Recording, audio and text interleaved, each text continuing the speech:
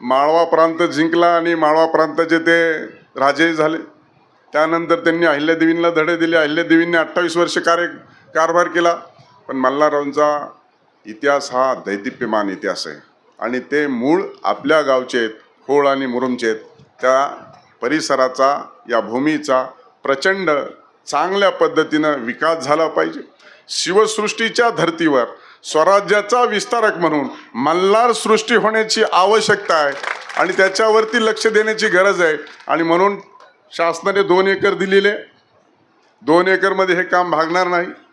इतिहास जर म्हटलो आपण तर दिल्लीचं तख्त गाठून परत अफगाणिस्तान आणि पाकिस्तानमध्ये जर गेले असतील मल्हारराव होळकर तर त्यांचा सृष्टीचा तेवढा विकास देखील त्याच प्रमाणात झाला पाहिजे। ही भूमिका घेऊन आपल्याला यापुढील कालखंडामध्ये काम करावं लागणार आहे।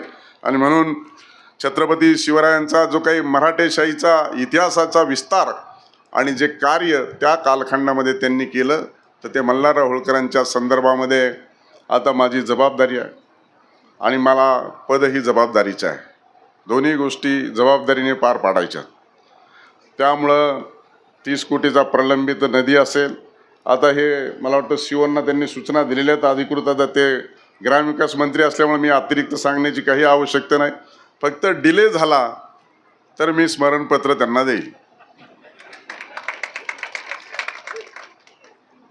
आता आणि त्यांनी सांगितलं की पुढच्या 333व्या जयंतीच्या पूर्वी या कामकाजाला सुरुवात होईल आणि त्या संदर्भामध्ये जो आराखडा तयार झालेला आहे का आणि एवढी 2 एकर जागा त्याला सफिशियंट आहे का।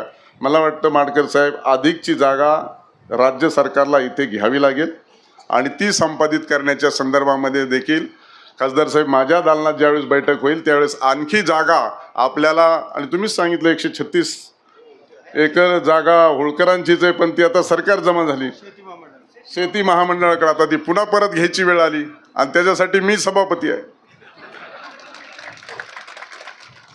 माझं काम फक्त निर्देश देणं असतं, मंजूर करणं नसतं आणि माझ्या निर्देशाचं पालन करणं हे समोरच्यांच्यावरती जबाबदारी असते। म्हणजे आता तुम्हाला समजले मला काय म्हणायचे ते।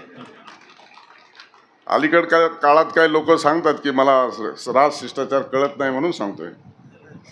मी राजशिष्टाचाराचा मंत्री देखील होतो 2-2.5 वर्ष। त्यामुळं निश्चितपणे या भागाचा सर्वांगीण विकास झाला पाहिजे। अतिशय निसर्गरम्य ठिकाण देखील आहे, नदीला पाणी वाहतंय, नीरा नदी आहे, पलीकडे होळ आहे, अलीकडे मुरुम आहे आणि अशा परिस्थितीमध्ये आपल्याला मल्हारराव होळकरांची जी मल्हार सृष्टी आपल्याला उभारण्याच्या संदर्भामध्ये देखील कारवाई करावी लागणार आहे। यावर्षी पुण्यश्लोक अहिल्यादेवी होळकरांची देखील